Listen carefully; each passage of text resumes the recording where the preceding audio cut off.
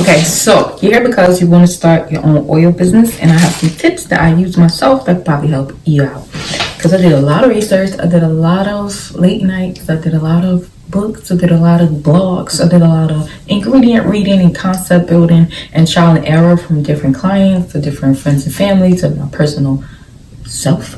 And I came up with a product that I recently launched and I really like it. So I put out 3 products in the past, and this is probably my favorite because everyone had a different story. Most recently, I didn't like my last product because it was more medicinal, and I feel like people want the benefits of the medicine, but they want it to taste good, but not taste, but like as far as fragrance wise, the medicine can smell really strong, herbal, and I wanted to find a balance that could complement that, and that's what I did. So that's what you're gonna need. You're gonna need a formula that you can trust.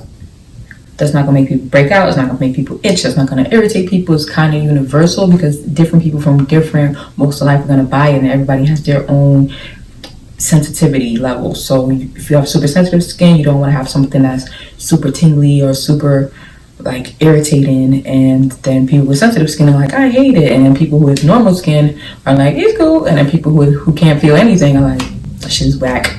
You know what I mean? So you got to have a good combination so that everybody can be happy, but most of all, you can have integrity and provide value for your customers. So make sure you have a product and formula that you like.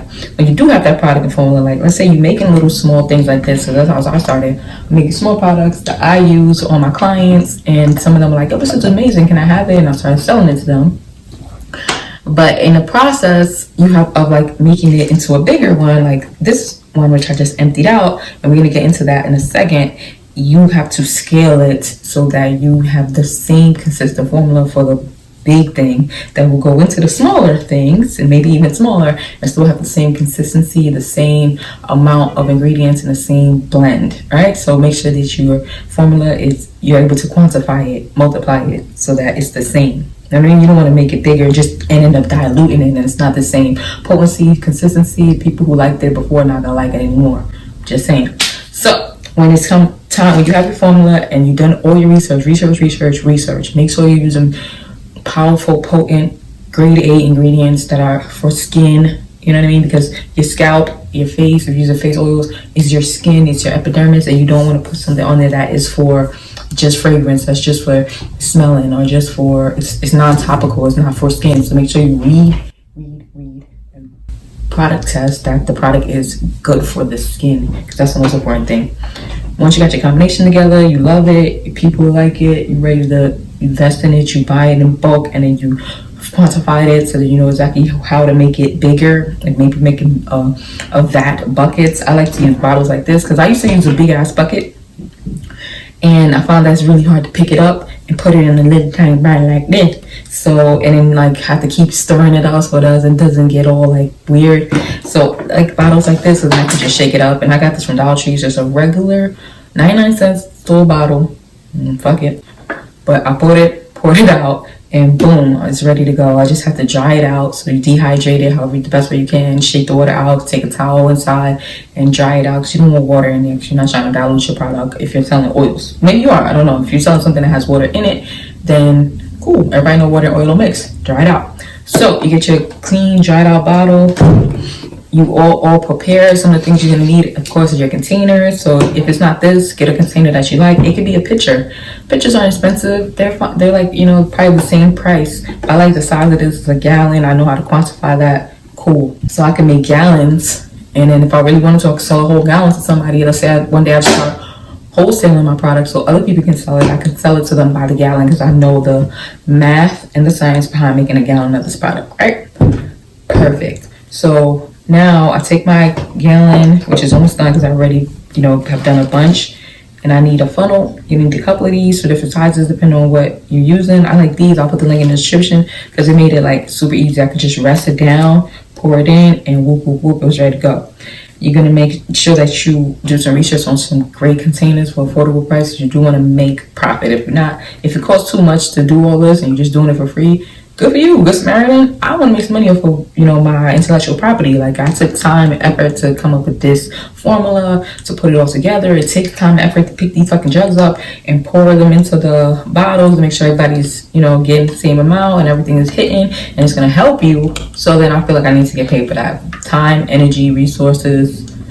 Pay me. So make sure you're making a profit off of it, so you want to get your products at the lowest possible cost without shortchanging your customer. Like, don't get something cheap and then it's just falling apart and then your customer doesn't even get to use it, or it's bursting out before they even get to them. So that's important. But I'm gonna do a separate video about packaging, because packaging is important too, especially when you're shipping liquid things. Like USPS be acting funny, everywhere acts funny. So it's a certain way that you want to ship your liquid items so that you can save money and make profit, because shipping is how you lose money as well. But I can't tell you what my formula is because it's for me. If you buy it, the ingredients are listed, but there's a certain way that you put it, like amount that goes into the alchemy of it, which actually makes it work. So that's something that you need to figure out on your own. You can do your research, you can collaborate with somebody else, you can go to somebody else who already, like me, I can make these for you, and then you can resell them because I know they work and I have great reviews, and then you can start to sell them yourself. I could help you formulate a product, so that's something that you can hit me up in my DMs. All those links are below as well.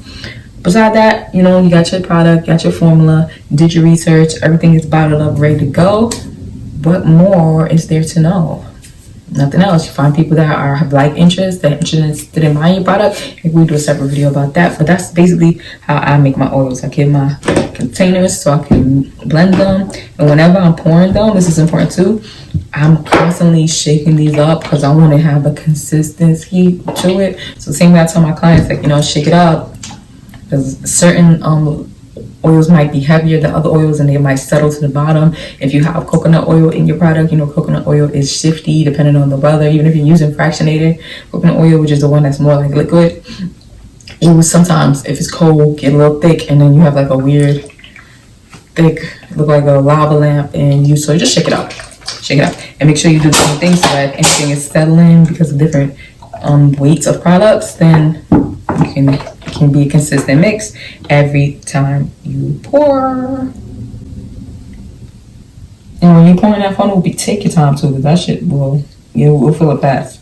But these are great funnels. These are great bottles. I'm gonna put where I got these from, but there's a couple of places that you get them. But I'll let you know where I got them. I'm not gonna be stingy. And yeah, so now moving on to my little edge control.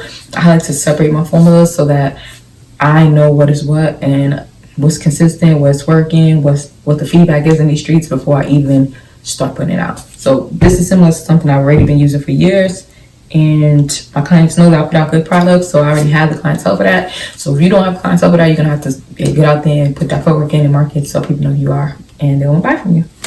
If you want to try my oils, hairstylesbyher.com is my website. So type it up, check it out. And if you learned anything from this video, give it a thumbs up, subscribe, and share with somebody that might be able to start a business. Maybe a hair oil business, maybe a beard oil business, maybe a coochie oil business. It's none of my business. Anyway, till next time, check out NYC Butterfly Braids Hair Story Podcast, streaming on all platforms and right here on the tube.